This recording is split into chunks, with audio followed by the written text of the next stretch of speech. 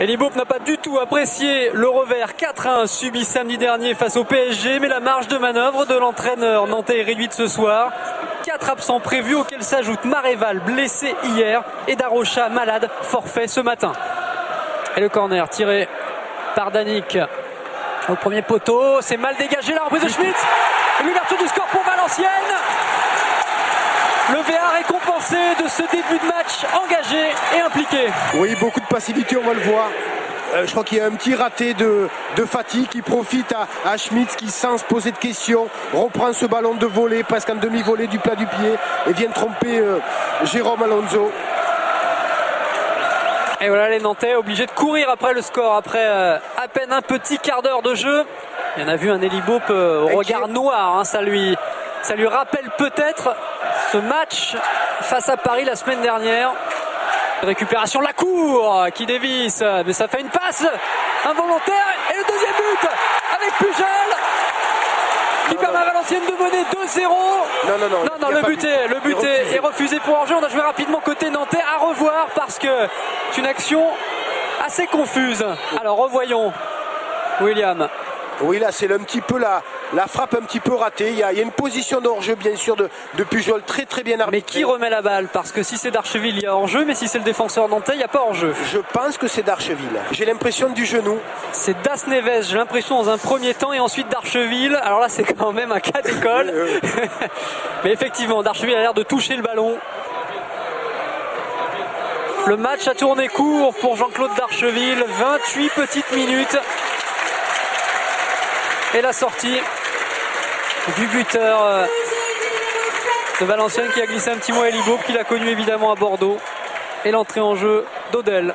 Alors qu'on a vu que tout de suite Jean-Claude Darcheville se faisait soigner avec la poche de glace sur le banc. Odel, premier ballon, il assure en remettant derrière Atienné. Danick, ça combine bien, il y a beaucoup d'espace avec le retire repoussé par Alonso, et ça revient pour Valenciennes qui fait à peu près ce qu'il veut ce soir. La combinaison elle est superbe, hein. Quelle remise de la cour, et derrière quel arrêt aussi de Jérôme Alonso sur un pas. Là voilà l'entrée en jeu donc avant le début de cette deuxième période de Christian Bekamenga à la place de Fati. Nantes va-t-il montrer un autre visage après la colère d'Elie Baup? C'est toute la question pour les 45 prochaines minutes. Très bon ballon. Joué en profondeur pour Aurélien Capou qui peut donner directement à Bekamenga qui devance Bento, ça passe à côté. Nantes est en train de se refaire. Oui, tout ça c'est parti d'un très bon décalage. Très bon appel d'Aurélien Capou. Et là Bekamenga fait presque le geste juste. Il ouvre peut-être un petit peu trop son pied, ou peut-être pas assez. On le voit, il doit effleurer peut-être de l'extérieur du pied pour essayer de prendre, je dirais, Bento à contre-pied. En tout cas, indéniablement, Bekamenga est le petit plus de cette deuxième période pour Nantes, hein. Je crois que surtout cette équipe de Nantes est montée d'un cran. Et Bekamenga qui peut donner à Klasnic. Qui passe Bicevac, Klasnic, la frappe et l'égalisation du Croate.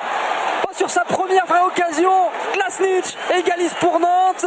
Petit miracle. Et je crois que Bekamenga là-dessus fait un beau travail, hein. Ouais, Etienne qui est un petit peu... Il doit être à la hauteur de Bekamenga. Là, je dirais l'artiste fait la différence. Très bon contrôle où il prend le dessus sur Bivizac.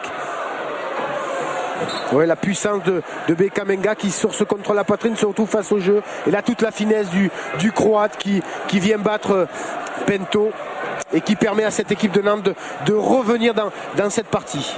Je savais que ce but leur a fait du bien, leur a permis de se libérer, même si là, William Vainqueur perd le ballon. Allez, Bongoura pour son premier ballon. Alerte Odel, bon contrôle de la poitrine d'Odel. Pierre qui a voulu temporiser. Jeu dangereux, ça revient de Bongoura, intervention d'Alonso. On s'est fait très peur, côté nantais tout seul. Oui, on s'est fait un petit peu très peur. Bon, un manque de communication entre cette défense centrale et Jérôme Alonso. Oui, regardez l'occasion. Le bon contrôle. Oui, la sortie de Jérôme Alonso qui est bonne. Ça aurait pu profiter bien sûr à Odel, malheureusement du côté de Valenciennes on n'a pas répondu présent. Et heureusement pour les Canaries parce qu'Alonso n'en peut plus. Touché aux adducteurs visiblement. La sortie de Jérôme Alonso et l'entrée en jeu, la plongée dans le grand bain pour Guy Roland et Ndi Asembe. 3 petits matchs de Ligue 2 la saison passée, mais qui n'a jamais joué en Ligue 1 et qui est là pour disputer les 10 dernières minutes de ce match très chaud entre Valenciennes et Nantes. Et le coup franc dévié par Pujol. Et c'est terminé sur ce score de 1 partout. Nantes arrache un point important. Et puis Valenciennes, certes, est toujours invaincu depuis 6 matchs, mais ne grappille qu'un petit point et n'avance pas beaucoup dans la lutte pour le maintien. 1 partout.